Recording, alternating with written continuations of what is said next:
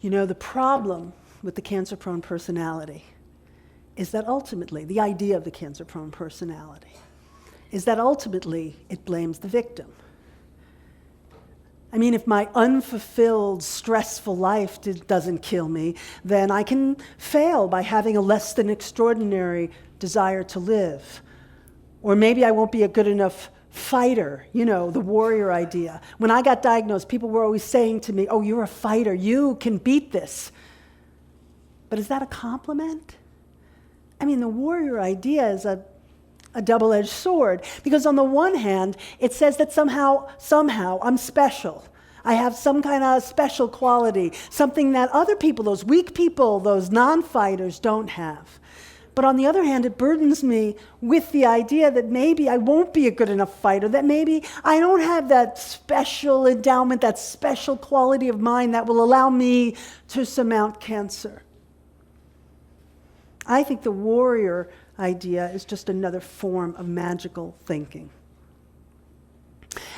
Do I have a cancer-prone personality? I don't know. I racked my brain to figure out what unfulfilled part of my life gave me cancer, and then I stopped thinking about it because I realized I have a lot of unfulfilled desires, just like everybody else. Stress? Who doesn't have stress? I got so tired of the advice or the idea that I could cure myself with thinking, and tired of the advice to do visualizations, meditations, to talk to my body, to write in journals, to keep blogs, to draw in coloring books. I needed different advice. I needed reality.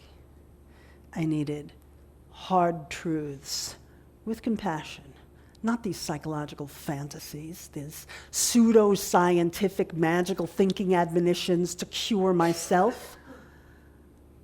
So I started reading other books.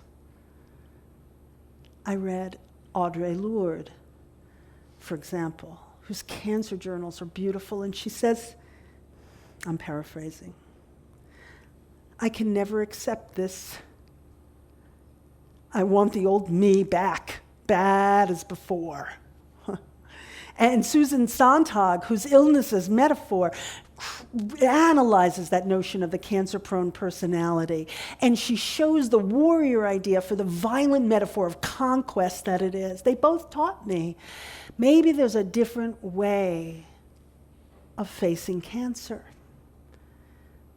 But if it's not a battle, what is it?